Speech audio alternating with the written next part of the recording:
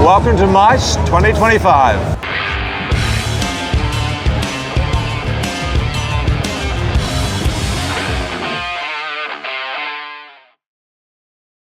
So we're here with MHW-3Bomber, catchy little name if you ever heard one, and we're just having a look at this direct lever machine. So we've got, looks like 20 grams, 18 grams, and all of this is Bomber 3 material.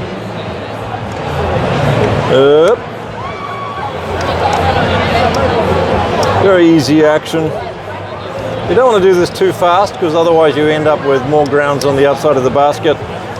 If you do it too slow, it doesn't work quite as well, but there is a medium. There's a sweet spot here between doing it too fast and too slow, right? Yeah, I think like 3 rotations is enough.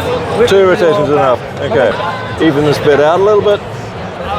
Your water. Yeah, it's not quite perfect, but it's going to be good enough. Self-leveling tapper. Nice little clack happening there. Direct lever, fill the chamber. Fill the water until it's full.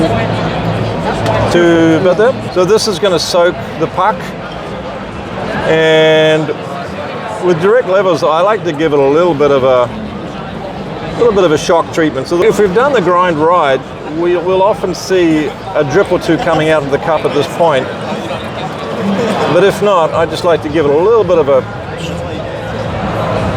I'm going to pull it down until I see now there's a couple of drops coming out in the basket. Stronger. And then I want to let it sit for 10 seconds.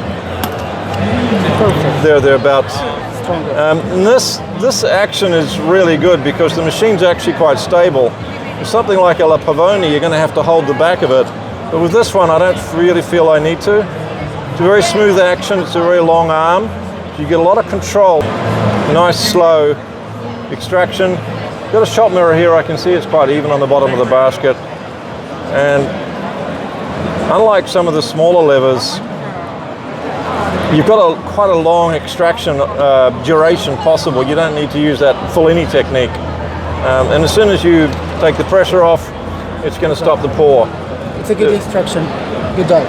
Thank you. Look at now this is a lighter roast bean, which levers weren't really designed for, but one of the things I like about direct levers versus this spring lever is you really get to control the pour. Some people say the slower the pour, the sweeter it is. I'm not sure if that's the case, but that's a relatively light bean for a lever machine. It's got a beautiful tremor still. Really well balanced, fresh beans. Oh, wow. It's good, yeah. I mean, you've got to have good beans to get coffee like this. But unless you have the right extraction, the WDT tools, and everything in sync, the temperature, then you don't get a coffee as good as this. This is one of the, this is a top 10 coffee. Yeah, and all from a relatively simple machine. Thank you. And as I said, one of the things I really like about the direct lever is you get control of the pressure. It's got a pressure gauge here, which I think is probably all you need. That with the shot mirror, you can see what's happening to the pour and you can adjust accordingly. But really interestingly with this is it can be hooked up to a tablet where you get to see the shot, and if you love a shot like this one's really good, you can save that and you can repeat it theoretically at least. Definitely. How do you repeat it?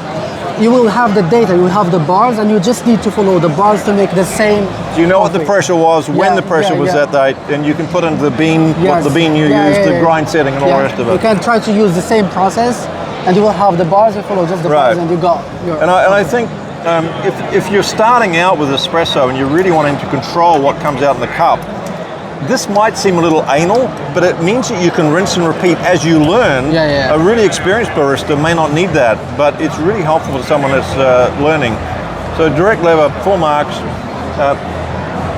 nice, very stable because of the wide footprint, nice, elegant drip tray, not deep. Personally, I don't like deep drip trays, I just think they take up too much space.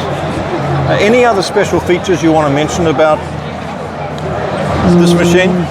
And I'm definitely going to finish this coffee. Like also you can heat the water. So if, for example, let's imagine that you don't have a kettle, so you can heat the water from the machine. So this chamber is heated? Yeah, it's a heater. Yeah, it's a heater. Yeah, also a heater. So it should be able to when you turn it on in the morning, Yes. let it heat up for 10 minutes or so. Yes, yeah. But we don't suggest to heat the water here. If you want to make like faster, the kettle Sure. is better, yeah. But well, the point I suppose I was getting to was that you're not going to suffer a big temperature drop, Yep.